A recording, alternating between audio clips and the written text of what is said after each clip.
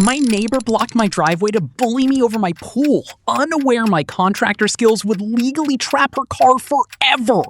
Sandra Kowalski from next door knocked on my door on a Saturday morning at 9 a.m. with a smile I did not trust and a request I did not expect. She wanted me to leave my backyard gate unlocked so her 2 kids could use my pool while I was at work during the week. I looked at her for a moment. No, I said. The smile adjusted slightly. It would just be a few hours here and there. They're good kids. You're barely home anyway. That's my pool, Sandra, I said. I pay for the maintenance, the chemicals, the liability insurance. The answer is no. She left. I thought it was over. It was not over. The next morning I walked out at 7:15 a.m. to leave for work and found her silver SUV parked diagonally across the shared driveway, fully blocking my exit. Not halfway. Fully. She had positioned it with the kind of precision that required intention. I could not get my truck past it in any direction. I knocked on her door. She answered in a bathrobe, unhurried, with the expression of a woman who had decided she had leverage. You can move your car, I said. I needed to park there, she said simply. You're blocking the shared driveway, I said. I can't get out. That's unfortunate, she said, and started to close the door. The heat moved from my stomach up through my chest into my jaw, but I kept my face neutral. I called my office, told them I'd be an hour late, and called a tow company. The tow company arrived, assessed the situation, and informed me that because the vehicle was partially on what could be argued as the shared easement and partially on her property, they could not touch it without a potential dispute, and suggested I contact the city. I contacted the city. The city said a parking enforcement officer could come out, possibly by end of day. I went back inside, made coffee, and I called my attorney instead. Here is what Sandra did not know about me. I am a general contractor. I have been one for 14 years. I own the equipment, I know the suppliers, and I understand property law in this county at a level that would surprise most people who see me in a baseball cap on a Saturday. My attorney confirmed what I had already suspected. The shared driveway easement covered access but did not restrict me from installing permanent fixtures on my own property up to the legal boundary line. Specifically, she confirmed I could install permanent parking barriers on my side of the property line, right up to the edge, as long as they did not cross onto the easement itself. I measured twice. I called a supplier I had worked with for a decade and ordered 4 concrete parking blocks, the kind you see in commercial lots, solid, heavy, the sort of thing that does not move without heavy equipment. He had them available same day. The installation took 2 hours that afternoon. For concrete blocks, positioned precisely on my property line, flush to the edge of the legal boundary, creating a wall that permanently closed off the portion of my driveway that Sandra had been using to pull her SUV across my access point. Her car was still there when the blocks went in. It remained there for 3 days while she arranged to have it extracted from the other direction through her own yard, which required a different neighbor's cooperation and apparently a great deal of conversation I was not present for. She knocked on my door on day 4. You can't do that, she said, pointing at the concrete blocks. I had my attorney review it, I said. They're on my property. Fully legal. You boxed my car in, she hissed. You parked across my driveway to retaliate because I wouldn't give your children unsupervised access to my pool, I said. Those are 2 things that both happened. She stared at me. The gate is still locked, I said. It will remain locked, and the blocks are permanent. She filed a complaint with the city 2 days later. The city inspector came out, measured, confirmed the blocks were within my property boundary, and closed the complaint the same afternoon. Sandra does not wave when she sees me anymore. I find that arrangement significantly more comfortable than the alternative. I resurfaced the pool that spring. New tile, new pump, new lighting. It looks excellent. I use it every weekend. So tell me, when someone demands access to something you built, paid for, and maintain entirely on your own, and then tries to punish you physically for saying no, does what happened to their car count as consequence or just physics?